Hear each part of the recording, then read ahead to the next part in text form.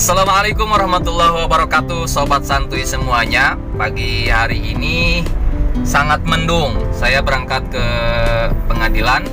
Nah, hari ini saya ingin menjawab pertanyaan sahabat subscriber.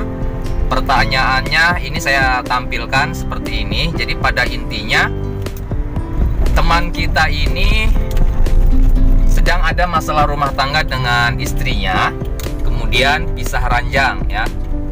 Untuk sementara waktu tidak satu rumah. Kemudian si teman kita ini pun belum menjatuhkan talak ya, belum mentalak istrinya secara lisan, apalagi secara formal ke pengadilan, belum. Nah, kemudian diketahui istrinya ini ternyata menikah dengan laki-laki lain tanpa sepengetahuan si suaminya ini.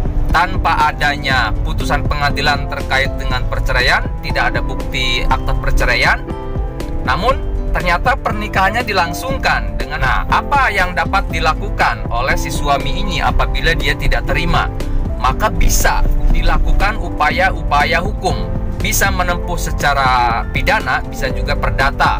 Kalau secara pidana bisa dilakukan laporan ya, jadi bisa dilaporkan kepada pihak kepolisian, dituntut secara pidana. Karena pernikahan seperti itu, pernikahan yang mana masih terikat dengan ikatan perkawinan yang belum diputuskan oleh lembaga pengadilan, tetapi menikah lagi, dia dapat terkena sanksi pidana, yaitu melanggar pasal 279 KUHP, di mana ancaman pidananya itu maksimal 5 tahun.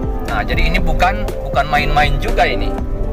Teman-teman bisa buka deh KUHP ya, untuk dibaca secara detail bagaimana sih pelanggaran terhadap halangan pernikahan yang dimaksud dalam pasal tersebut, sanksinya bagaimana. Bisa dibaca lebih jelas ya di pasal, bisa dibaca ya di Kitab Undang-Undang Hukum Pidana. Kemudian bisa juga ditembus secara perdata ya, kalau memang si suaminya ini tidak terima dan dia masih mau memaafkan si istrinya ini, bisa saja misalkan dengan mengajukan pembatalan nikah atas perkawinan si istrinya ini dengan suaminya yang baru tersebut. Ataupun misalkan kalau memang sudah tidak bisa memaafkan, bisa digugat perceraiannya ke pengadilan agama agar si suaminya ini nanti mendapatkan akta cerai ya, cerainya secara formal, secara resmi melalui lembaga peradilan yang nantinya akan mendapatkan akta perceraian. Nah, itu jadi intinya jawabannya bisa ditempuh laporan pidana, dilaporkan kepada pihak kepolisian. Nah, gitu ya teman-teman. Jadi pelajaran pentingnya dari kasus teman kita ini, jadi permasalahan rumah tangga tidak bisa diselesaikan,